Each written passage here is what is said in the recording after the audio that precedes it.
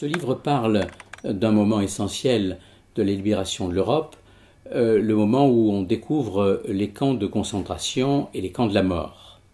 Mais il en parle d'une certaine manière, puisque c'est à travers l'expérience de deux photographes, un Américain et un Français, tous les deux juifs, qui font véritablement cette découverte.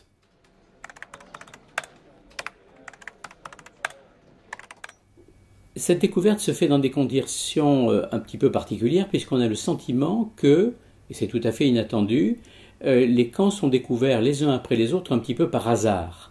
On pourrait imaginer pourtant que ces camps ont été depuis longtemps repérés, répertoriés, situés, et donc c'est une première surprise. Mais la surprise des photographes, en l'occurrence, puisque c'est le fil directeur de l'ouvrage, la surprise, c'est de voir concrètement ce qu'était l'entreprise de mort des camps de concentration et de la solution finale, comme disaient les nazis.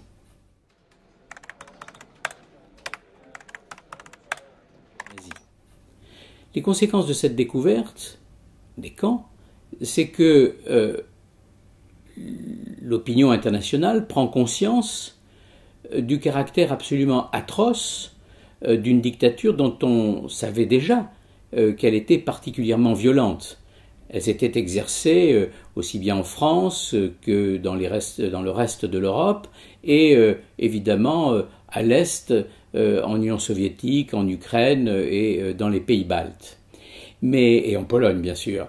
Mais là, c'est une découverte qui se fait à travers l'œil des soldats, l'œil des journalistes et en l'occurrence, la conséquence essentielle, c'est que désormais, on dispose d'un certain nombre de photos prises sur le vif de l'état des camps juste au moment de leur libération. Et on voit bien les amoncellements de cadavres, on voit bien l'état des rescapés et on voit aussi quelle est l'importance de la violence qui a été exercée dans ces lieux.